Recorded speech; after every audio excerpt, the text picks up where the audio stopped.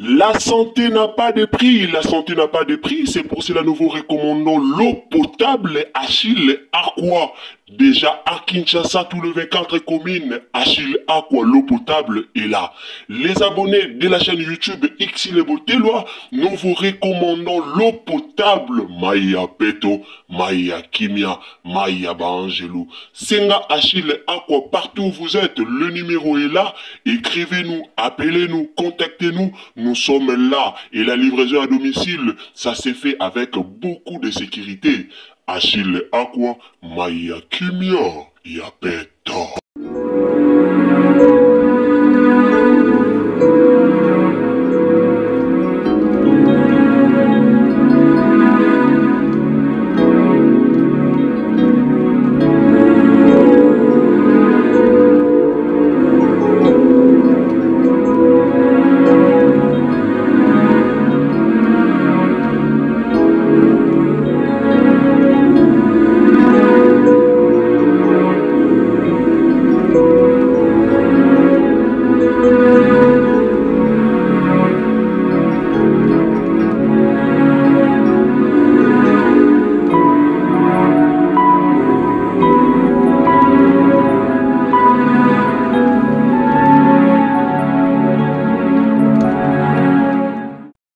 Bandeko nanga triste nouvelle sangwa mawa otozui na mokolo lelo na ngonga oyo ndeko na biso o bakulu na bakata kiloboko na sir lobi na yela kibino émission na lakisa kibino ndenge nini asambaki ndeko bakulu na bakata ki loboko po alingaki a secourir mama moko boye o bakulu na babotola ki saki ndeko na biso bimaki po akotela mama wana po amona ki kulu na zalaki ye moko mais na surprise tanga zo bima bakulu na babimaki ebele bakata ki loboko et puis bakendaki nango esuka ki kaka na kokata ye loboko te bapasa bapasola ki nzoto bapota partout na libumu na mutu na mukongo donc bapapa ki ye pena machette lokola nyama. Alors ndeko na biso video o bozomona eza video ya suka oyo ayaki na procès ayaki kosamba ayaki vraiment kosamba wana bozomona ndenga azola kisa nzoto na ye. Alors ndeko na biso auti kokufa na mokolo ya lelo bozomona nde bakataki ye nzoto mobimba bakataki ndeko na biso na mukongo na mutu na libumu et puis balongola ki ye loboko. Alors mokolo na ye ya suka ezalaki mokolo oyo akendaki kosamba tomonaki procès wana ndenge lekaki soko talaki yango te kota kaka na chaîne na biso video oyo eza na se ya ba video oyo komona video ya ndeko na biso tosalaki vraiment émission na biso pona kolakisa bino tosalaki émission na biso soki olingo olanda maloba onde kwa lobaki kitaka kana video o elandi video o anase wana okomona video ya ndeko na biso ndenge azalaki kosamba. Alors epesi pasi pe mawa na likambo ekomi na likambo yo vraiment ekomeli ndeko na biso lelo likolo ya bakuluna ndeko na biso a perdre bo moina ye likolo ya bakuluna ndeko na biso asili kotika biso donc pota elekaki na nzoto et puis akoki ko supporter pasi wana te ndeko na biso a tiki biso na yango to ko senga na gouvernement congolais gouvernement mboka na biso en tout cas ndeko bosambisa ki mwana mobalo akataki ndeko o loboko bino moko bomoni boyoki bino moko ndenge papa asili kotika biso siko bakuluna wana eloko nyezo zanga po bobomaka bango na misu na biso tomonaka lolenge nini bozoboma bango bakuluna wana o bazobomaka bandeko na biso boye eloko nyezo zanga boboma bango pe na misu na biso tomona façon nini o bozobomaka bango toyaki a tolobaki dernièrement bozokanga bango mabeza te bozoboma bango mabeza te mais bobomaka bango na biso nyonso tomonaka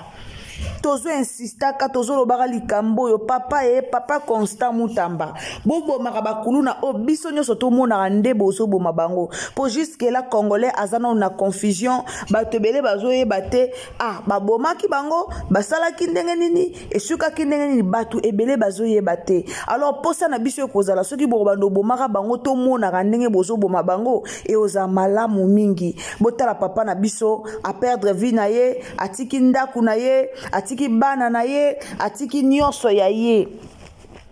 atiki mwasi na ye atiki bana na ye atiki bandeko na ye papa na biso lelo aza susu na bomoi te pourquoi parce que bakuluna babetaki ye bakataki ye loboko amona ye kaka jeune garçon moko na tinel azobotola mama moko mukolo saki ya yoki mawa tanke mobala yoki mawa alobi koma robotola mukolo boye saki na landa kolandalandaki esika kende kokuta na bango nyonso me bayokeli ye mawa te bango nyonso kulu nazoboma azoyoka mawa te kulu nazobimisa lisete azokata bato nzoto bazoyoka mawa te Papa Constant Mutamba, gouvernement nyonso Congo, basoda o bozo kote la bakuluna eza mawa. To ana émission moko o to yela bino lobby, to relaxa bino ndenge soda moko. Ndenge basoda ya susiati moko bakote la kana bango batu na bandako pe batu ba rêver bango bakende ko kanga susiati yango ba video ezali na rotiela bino abo omona yango na kote émission na lobby eza pasi pe mawa ndeko na biso akufi kaka boye ndeko na biso akufi après kosamba ndeko na biso akufi azongisi molimo na ye epa ya nkolo eza pasi pe mawa. Alors la famille, merci beaucoup na bionso bolandara biso ba bonjour ba bonsoir boyebi déjà dépendant na ero kolanda biso partagez les biso information au s'il vous plaît na yaki penza ko umela te liboso na bino na yaki kaka pona lancer bino information oyo. Alors partagez biso s'il vous plaît la famille, partagez esika nyonso zali, partagez nzambalola ako pambola yo to partagez partout, partagez na Facebook, partagez na WhatsApp, partagez na Messenger meka kotindela bandeko lien baye te garçon oyo otolandaki kaka lobi totalaki ye toyoka kindenga sambaki garçon wana asiliko tika biso. Alors la famille nazotiela bino to landa ndenga sambaki nazotiela bino totala vraiment maloba na ye ya suka ndenge asambaki e ozala malamu mingi. Abonnez-vous, commentez, likez, partagez. Quand vous vous abonnez, activez les cloche de notification. Nzambalola ako pambola otokutani na bino. À la prochaine occasion. Alors, nazoti ke la bino tolanda ba vidéo ndenge ndeko na biso mobali asambaki. Pasi pe mawa tolanda. Katae. Nde akati loboko.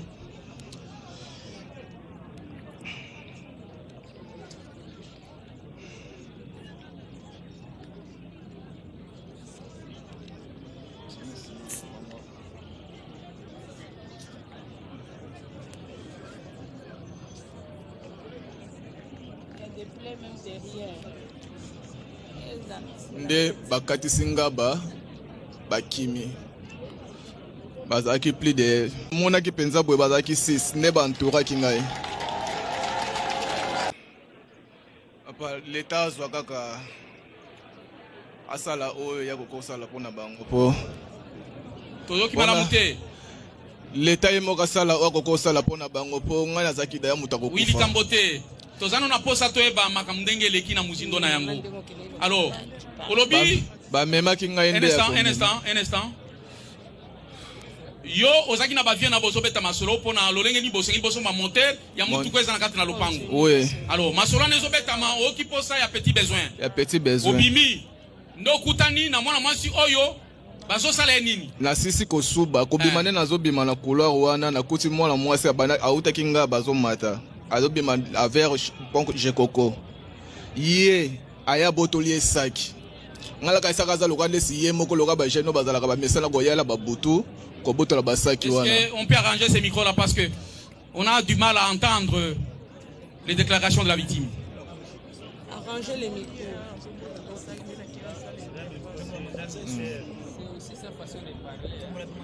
Il est aussi malade. Il est malade, il a trop mal, il ne faut pas trop. C'est sa façon de parler, monsieur. Il est aussi souffrant, il faut le comprendre. Est-ce que moi na mwasi wana babotola ki esak déjà? Abotola ki de asaki abanede ya kokima. Nani abotolier? Ye, oya teleno.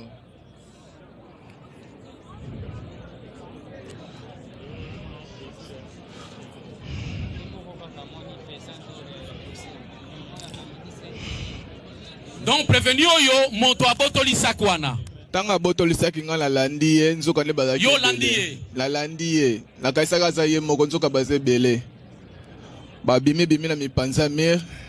Aliya bandi koloba katai nda beti lichette ya liboso na bare nde babeti nga awa ndenge mosusu ayoko beta na mutu na mokongo nazalaki vraiment esusu ngai te nde na retour nde bato bamonaki ye azongaki loboko akati na ngongaba azwi loboko ekweyi loboko oyo ake nango wapi ngaba ake nango na ngaba na ngaba bakati siko machete wana nani mutakataki nga machete yeyo ye aleba ninga na ye ntango baye abandi koloba bango kende oke kata ye wadi ana azalaki deya loboko deya eza deya kokata na azalaki so vraiment ngai te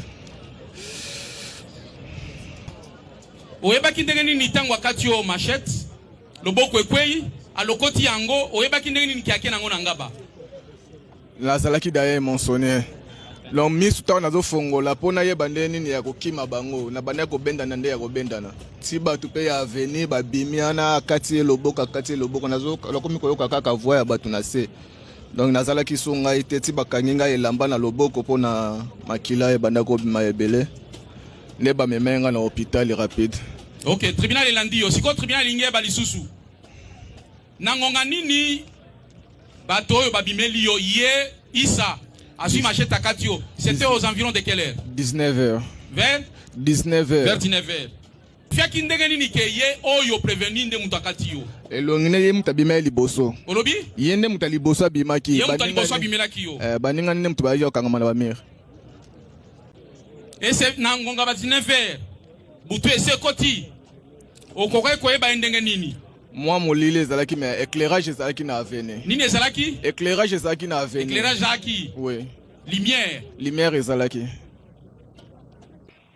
et ye azokima po etabotoli sak donc akimaki azongeli ngai nde ok akimaki azongeli ngai kosieta mpe nasetaki yemba mo abimi abeti enchaîne nga abeti nga lichette alabengi sikoyo baninga na ye misu babimi namonaka bato baentoure nga kata ye ye moto azoloba kata ye merci nde ntango bakati loboko ye motu mpe azongi azwi loboko wana kina loboko wana tiaki yango na sachet to na kati ya bilamba to asimbi yango kaka boye na miniti wana oyeba lisusu te okoyeba lisusu te ozali traumatisé déjà babimaki ebele batelemaki na balabala bamonaki ti mpe azwi loboko wana azokatisa nango nga merci maître vous avez suivi une autre question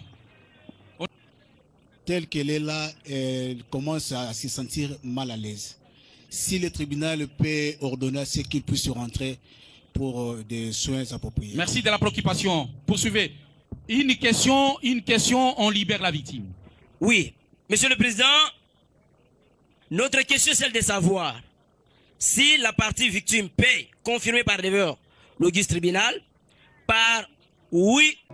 Mamae 2024 Gavker to Yelibino solution pour na problème ya trompe, fibrome, myome, kyste, règles abondantes. Gavker to Zalina solution yo oyo kota ménopause atana 65 ans na Gavker ko simba mwana ebongo oyo etali fertilité masculine ma papa to bosani blingi okima suki pe mandefu ya pembe benga biso na lombango po awa to Zalina solution moko durable ba produit na biso nyoso ezali 100% naturel pe esalemi na ba plante na ba industrie ya Angleterre pe Allemagne benga biso na numéro oyo plus 44 74 05 65 35 48 Gavker solution ya santé na yo.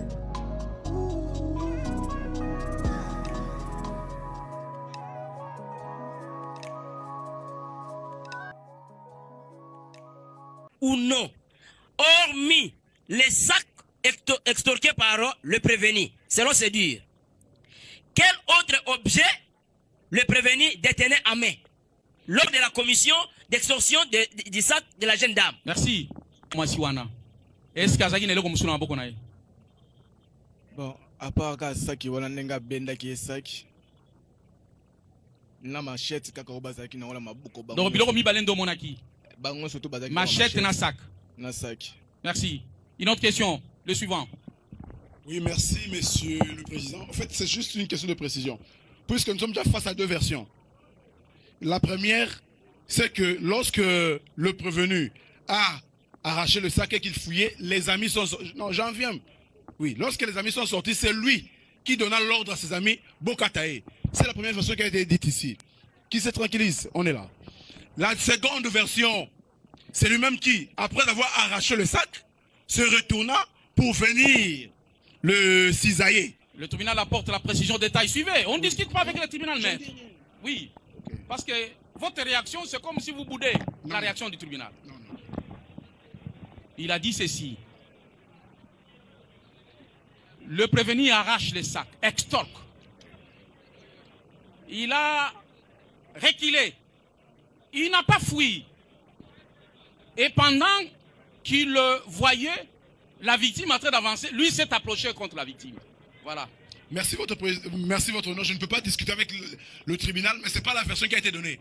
Puisqu'on dit que ne nous amenez pas sur ce terrain-là. Le tribunal est la seule institution qui puisse avoir des oreilles attentives.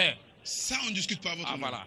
Mais au moins, nous de sens avons écouté. Je le pourchasse. On ne peut pas pourchasser quelqu'un qui marche. On pourchasse quelqu'un qui Mais il a rectifié, maître. D'accord. Il a rectifié. Ma question, elle est la suivante. C'est juste une petite question. Quand il s'est mis à pourchasser le prévenu, était-il conscient, parce qu'il a dit qu'il avait et le sac et la machette, l'avait-il vu avec la machette et qu'il s'est quand même donné la permission de le pourchasser ayant le sac et la machette, ou il n'avait vu que les sacs? Apparemment, vous avez compris sa narration de faits différemment. Si peut répondre à votre honneur. Bon, nous posons quand même la question. Matali, tribunal Ingeyeba. Oui. Tango, il y a botoli sac à mon amasi. Tango a zui sac. Oui. Abandi kokima. Suko tango ngala landiye. Na moni abimisi machete akomi siko zonga siko ver ngai. Azozonga siko ver yo. Tango moni ozolanda ye. Nga siko na seti, na ndenge na banda ko zonga arrière, na seti ale aye momoko enchaîner nga, baninga na yeba bimi ale katai. Ndio bandi ko kata. OK. Est-ce que yeba ki kombo na ye? Na yebi etebe na mona ye. O tikala pe kombo na ye. Mbala liboso. Est-ce que tango ozolanda ye? Ozaki na makanisi ya koloba ke bakoki kozala pe bakuluna? Parce que déjà, mode opératoire na bango, bazoboto la biloko, ozwaki ba réserve te pona kolanda ete. Ngala mona la kaza lukwande saza ye moko. Okanisa ki? Aza ye moko ko ye mutabima ki mutaliboso azaka ye monta na bima na. OK. Abendi mona mwasa na saki. Batu na simana ye bazala kite. Tonga na landi ye nde na moni sikoyo yakomi kozonga isusu ver ngai na batu misusu na mpanzi. Tongo ya chaîne ngata na kwei. Nda bandi koloba kate nda bandi kata loboko.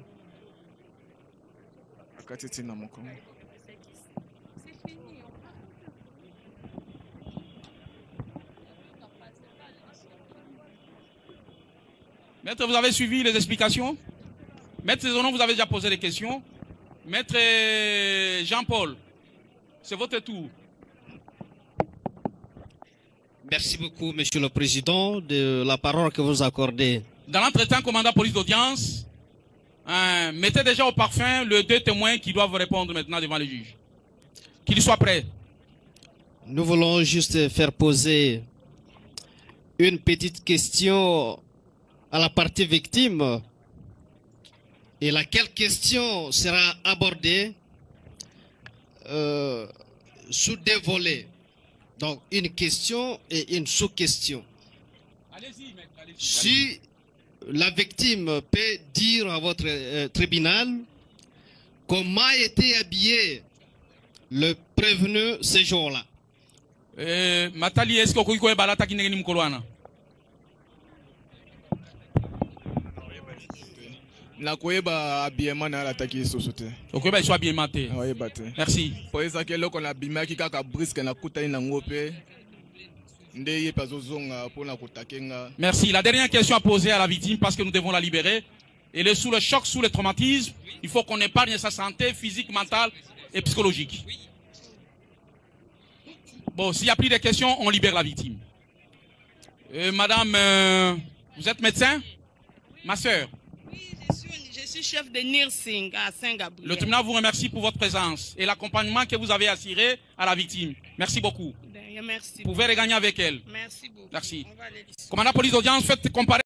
toyoki ndeko na biso en tout cas naza sir toyoki ndeko na biso nyonso ndenge ndeko na biso asambaki eza pasi pe mawa asambi kaka lobi awa lelo akoki te so bo remarquer atatanga bande ko samba azalaki vraiment na pasi makasi alors akoki te bino mo boyebi pe bo hôpital mboka na biso donc nzambe kaka azwa lokumu na nyonso o ekomi alors to senga vraiment na gouvernement il faut ba de dommager famille oyo famille ya muto bakati loboko oyo esengeli ba futa famille oyo ndeko na bango lelo akufi il faut ba futa famille oyo malgré ko zongi na bomoite mais il faut ba futa famille oyo ba futa vraiment famille oyo puis bazwa ba responsabilité ya makambu nyonso eza pasi pe mawa to senga na bino gouvernement botika te likamba bakuluna oyo botelema bozwa vraiment soin ya bakuluna oyo nzambe apambola bino bye abonnez-vous commentez likez partagez nzambalola a pambola bino bye.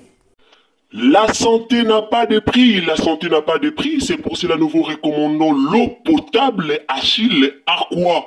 Déjà à Kinshasa, tout le 24 communes, Achille Aqua, l'eau potable est là. Les abonnés de la chaîne YouTube Xilebo Teloa, nous vous recommandons l'eau potable Maya Peto, Maya Kimia, Maya Bangelou. Senga Achille Aqua, partout où vous êtes, le numéro est là. Écrivez-nous, appelez-nous, contactez-nous. Nous sommes là et la livraison à domicile, ça s'est fait avec beaucoup de sécurité. Achille Aqua, Maya Kimia, Yapeto.